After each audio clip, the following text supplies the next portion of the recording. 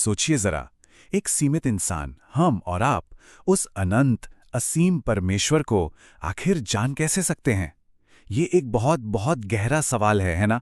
आज हम बस इसी सवाल की गहराई में उतरने वाले हैं और इस पूरे रहस्य को समझने की कोशिश करेंगे। शालोम अपॉलोजेटिक्स में आप सबका स्वागत है। देखिए, हमारी सिस्टमैटिक थियोलॉजी की जो ये सीरीज चल रही है, इसमें आज हम एक बहुत ही फाउंडेशनल टॉपिक को समझने वाले हैं और वो है परमेश्वर का प्रकाशन, मतलब रेवलेशन। सीधी भाषा में कहें तो परमेश्वर खुद को हम इंसानों पर जाहिर कैसे करते हैं। और देखिए, ये कोई नया सवाल नहीं है। बाइबल में अय्यूब की किताब में ये सवाल हजारों साल पहले पूछा गया था।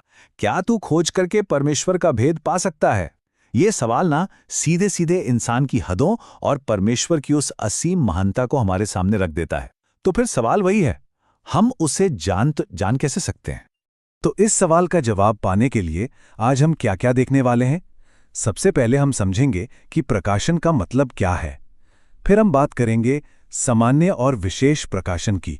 ये दो तरह के खुलासे हैं।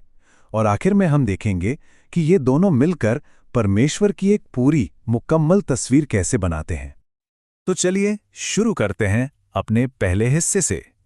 ईश्वर का प्रकाशन, एक छोटा सा परिचय। समझिए कि ये हमारी आज की पूरी बातचीत की नींव है। तो ये प्रकाशन, या जिसे हम रेवलेशन कहते हैं, इसका मतलब क्या है? देखिए, इसका बहुत सीधा सा मतलब है कि ये परमेश्वर का इनिशिएटिव है, उनकी तरफ से उठाया गया कदम है, खुद को हम इंसानों के सामने जाहिर करने का। ये हमारी खोज नहीं है, बल्कि उनकी पहल है। वो छिपे नहीं रहे, उन्होंने खुद को प्रकट किया। अब सवाल ये उठता है कि इस पहल की जरूरत ही क्यों पड़ी? वो इसलिए क्योंकि परमेश्वर और हम इंसानों के बीच एक बहुत बहुत बड़ी खाई है। सोचिए, एक तरफ वो हैं जो अनंत और पवित्र हैं, और दूसरी तरफ हम जो सीमित हैं और पापी।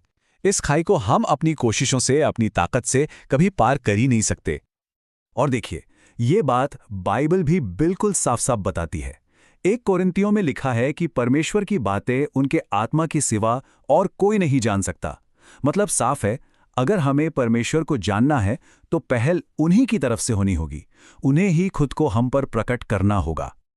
तो सवाल यह है कि परमेश्वर ने खुद को प्रकट किया कैसे? इसका जो पहला तरीका है ना, उसे कहते हैं सामान्य प्रकाशन या जनरल रेवलेशन। और ये वो तरीका है जो हर इंसान के लिए, हर जगह, हर समय मौजूद है। चलिए इसको थोड़ा और समझते हैं। तो यह सामान्य प्रकाशन, जैसा कि नाम से ही पता चल रहा है, ये वो तरीका है जिससे परमेश्वर अपने होने का सबूत, अपनी ताकत और अपनी बुद्धि को पूरी दुनिया पर जाहिर करते हैं। ये किसी एक खास ग्रुप या धर्म या देश के लिए नहीं है। नहीं, ये हर एक इंसान के लिए है, चाहे वो दुनिया के किसी भी कोने में क्यों ना हो। अब इसका सबसे बड़ा और सबसे साफ उदाहरण क्या है? वो है सृष्टि। जी हां, ये दुनिया, ये कायनात जो हमारे चारों ओर है, ये परमेश्वर के बारे में बहुत कुछ कहती है। भजनकार ने क्या खूब लिखा है, आकाश परमेश्वर की महिमा का वर्णन कर रहा है। बिल्कुल। और रोमियो की किताब को और भी साफ कहती है कि इस बनाई हुई दुनिया के जरिए परमेश्वर के अनदेखे गुण, जैसे उनकी हमेशा रहने वाली ताकत और उनका परमेश्वर होना, ये सब साफ साफ दिखाई देते हैं। एक पल के लिए सोचिए जरा, हमारी धरती से सूरज की वो एकदम सटीक दूरी थोड़ी भी कम ज्यादा होती तो यहां जीवन होता ही नहीं। या फिर हमारे अपने शरीर की बनावट कितनी कॉम्प्लेक्स है, हमारे डीएनए की वो हैरान कर देने वाली संरचना। जब हम ये सब देखते हैं तो दिल यही कहता है कि ये सब बस यूं ही एक एक्सीडेंट से नहीं हो सकता। इसके पीछे जरूर कोई महान डिजाइनर है। तो एक तो हो गई बाहर की दुनिया, यानी सृष्टि। अब सामान्य प्रकाशन का एक दूसरा जरिया भी है, और वो है हमारे अंदर, हमारा विवेक, यानी हमारे अंदर सही और गलत की जो समझ है वो। सोचिए, हम सब कहीं ना कहीं ये जानते हैं कि किसी की जान लेना गलत है और प्यार करना सही है। ये जो एक बेसिक मॉरल कॉम्पस है, ये हमारे अंदर आया कहाँ से? किसने हमें ये सिखाया? आप दुनिया के किसी भी कल्चर में चले जाइए, ये बुनियादी नैतिक नियम आपको हर जगह मिलेगा। लेकिन यहां एक बहुत जरूरी बात समझने वाली है। सामान्य प्रकाशन की अपनी एक सीमा है, एक लिमिट है। ये हमें ये तो दिखाता है कि हाँ, एक ताकतवर और बुद्धिमान परमेश्वर है, पर ये हमें ये नहीं बताता कि उद्धार कैसे मिलेगा। ये पाप से छुटकारा पाने का रास्ता नहीं दिखाता, और ना ही ये हमें यीशु के बारे में कुछ बताता है। तो अगर इसे एक लाइन में कहना हो तो सामान्य प्रकाशन हमें क्रिएटर यानी बनाने वाले को तो दिखाता है, पर सेवियर यानी बचाने वाले को नहीं। यह हमें बताता है कि एक प्रॉब्लम है, पर उसका सॉल्यूशन नहीं देता। और बस यहीं पर हमें विशेष प्रकाशन की जरूरत पड़ती है। तो चलिए अब बात करते हैं अपने अगले हिस्से की, विशेष प्रकाशन यानी परमेश्वर का खास वचन। ये प्रकाशन का एक कई ज्यादा सीधा और साफ सुथरा रूप है। तो ये विशेष प्रकाशन क्या है? ये तब होता है जब परमेश्वर सीधे सीधे, बिल्कुल साफ तौर पर और एक खास मकसद के साथ हम इंसानों से बात करते हैं। ये सिर्फ ये नहीं बताता कि वो हैं, बल्कि ये बताता है कि वो कैसे हैं, उनका स्वभाव कैसा है, और सबसे जरूरी, उनका हमें बचाने का प्लान क्या है। और परमेश्वर ने ये खास प्रकाशन एक ही झटके में नहीं दे दिया। नहीं, ये धीरे धीरे हजारों सालों में सामने आया।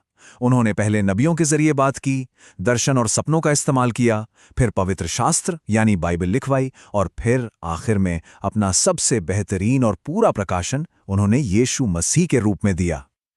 और बाइबल इस खास प्रकाशन का एक बहुत ही अहम हिस्सा है। 2 तिमोथियुस में साफ लिखा है कि संपूर्ण पवित्र शास्त्र परमेश्वर की प्रेरणा से रचा गया है।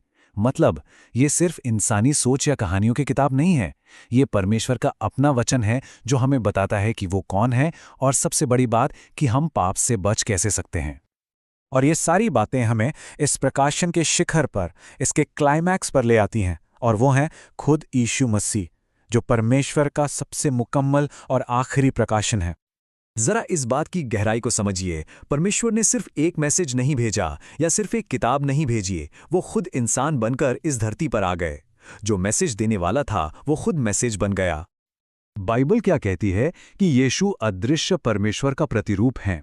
यूहन्ना की इंजील में लिखा है, परमेश्वर को किसी ने कभी नहीं देखा, इकलौते पुत्र ने उसे प्रकट किया। इसका मतलब क्या हुआ? इसका मतलब ये कि अगर किसी को जानना है कि परमेश्वर कैसे हैं, उनका प्यार कैसा है, उनका चरित्र कैसा है, तो उसे सिर्फ यीशु को देखना है। तो अब हम आ पहुंचे हैं अपने आखिरी हिस्से पर। यहां हम ये देखेंगे कि ये दोनों तरह के प्रकाशन यानी सामान्य और विशेष आपस में जुड़े कैसे हैं और इनकी अहमियत क्या है। देखिए, ये दोनों प्रकाशन एक दूसरे के दुश्मन नहीं, बल्कि एक ही टीम के 2 खिलाड़ी हैं। ये एक दूसरे को पूरा करते हैं। जैसे सामान्य प्रकाशन एक सवाल खड़ा करता है, भाई ये सब कुछ किसने बनाया? तो विशेष प्रकाशन आकर उसका जवाब देता है। सामान्य प्रकाशन बस परमेश्वर की तरफ एक उंगली उठाता है, जबकि विशेष प्रकाशन बताता है कि वो परमेश्वर कैसे हैं, उनका प्लान क्या है। एक उनकी ताकत दिखाता है तो दूसरा उनका प्यार जाहिर करता है। चलिए इसको और भी आसान बना देते हैं। सामान्य प्रकाशन यानी सृष्टि और हमारा विवेक, ये बस इतना कहता है, एक परमेश्वर है, गॉड एग्जिस्ट्स, ये एक फैक्ट है। पर विशेष प्रकाशन यानी बाइबल और यीशु एक कदम आगे बढ़कर एक बहुत ही पर्सनल मैसेज देते हैं। वो परमेश्वर आपसे प्यार करते हैं और आपको बचाना चाहते हैं। और आखिर में इस पूरी बातचीत का दिल यही है, इसका सार यही है कि परमेश्वर छिपे नहीं रहना चाहते थे। उन्होंने चुना कि वो जाने जाएं। उन्होंने ये दुनिया बनाई, हमारे अंदर सही गलत की समझ डाली, अपना वचन भेजा और आखिर में अपने बेटे को भेजा। क्यों? सिर्फ इसलिए ताकि हम उन्हें जान सकें, उनसे प्यार कर सकें और उद्धार पा सकें। ये सब कुछ शुरू से लेकर आखिर तक उनकी प्यार भरी एक पहल है। तो याद रखिए, सामान्य प्रकाशन हमें बताता है कि एक बनाने वाला है, और विशेष प्रकाशन हमें बताता है कि वो बनाने वाला हमसे कितना प्यार करता है। बस यही इस पूरे विषय की सबसे बड़ी सच्चाई है। उम्मीद है कि इस बातचीत से आपको कुछ नया सीखने और सोचने को मिला होगा। और अगर आपको ये जानकारी अच्छी लगी हो तो शैलोम अपोलोजेटिक्स को फॉलो करना ना भूलें।